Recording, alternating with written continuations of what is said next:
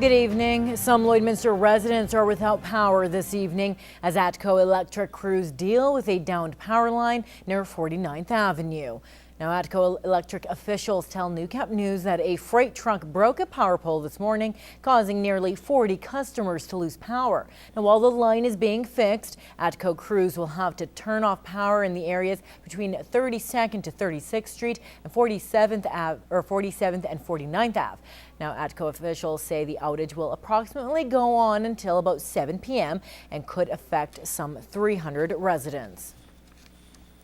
A North Balfour doctor has been disciplined for inappropriate behavior by the College of Physicians and Surgeons. Now, the college handed Dr. Charles Muhlman a 1-week suspension after he admitted he told the patient he had a soft spot for her and kissed her.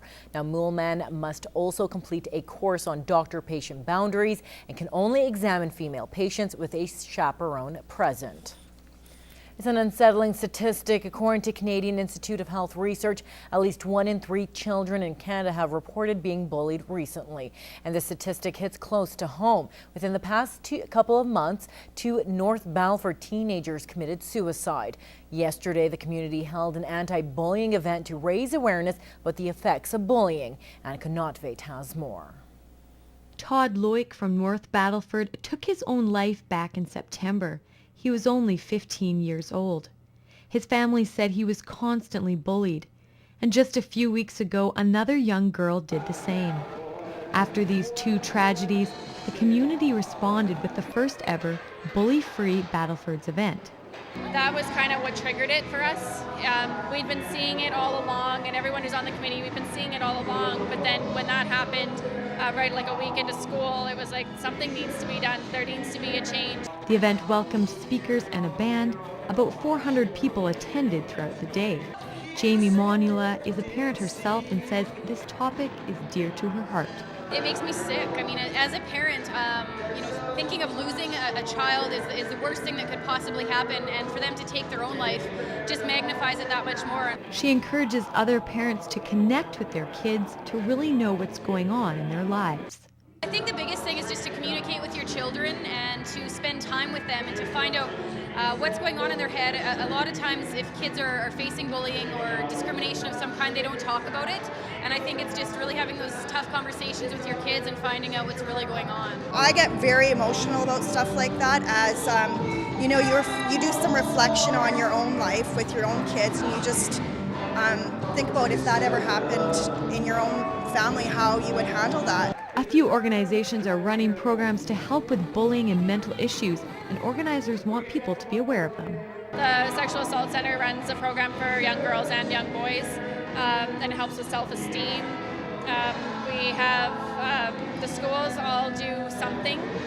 Canadian Mental Health Association is also starting up programming. Just last week, the province of Saskatchewan released a report on bullying, outlining actions they want to take to help end the bullying problem. And Amanda Maunula says it's a good start in the right direction. Whether it needs to be tweaked or anything at this point, it's just good that they have come up with something in general. Anna Connaughtvate, Newcap News. With all the destruction in the Philippines, the federal government is planning to speed the application process for Filipino immigrants affected by the typhoon. Now here's what area MP Leon Benoit had to say on the issue. Well, Canada has such a large and important Filipino community that I think it's appropriate our government does what we can to help out families in the Philippines who need our help. Filipinos have proven to be just wonderful citizens, great workers, just add so much to our country, and I think this is an important step we've taken. For more information, visit the Citizenship and Immigration Canada website at cic.gc.ca. We'll also have the latest from the Philippines a little later in our newscast. The federal government will also be providing the City of Lloydminster a large amount of money for infrastructure development. MP Leon Benoit made the announcement on Friday. Now, the border city will receive just under $1 million from the Gas Tax Fund, which funds infrastructure all across the country. We apply for this every year. It's something that the federal government has made consistent and something that we can bank on every year and know it's coming in. Now, the amount given will increase based on the 2% adjustment and the population growth in the city. So the money in this instance is going to our stormwater development up in the northwest corner of Lloydminster. As developments increase in the area, the stormwater has to go somewhere, and it's not a sexy topic. It's not something that is real exciting, but it needs to be done, and it does cost a lot of money. And Canada's gas tax fund has provided $13 billion to communities to date.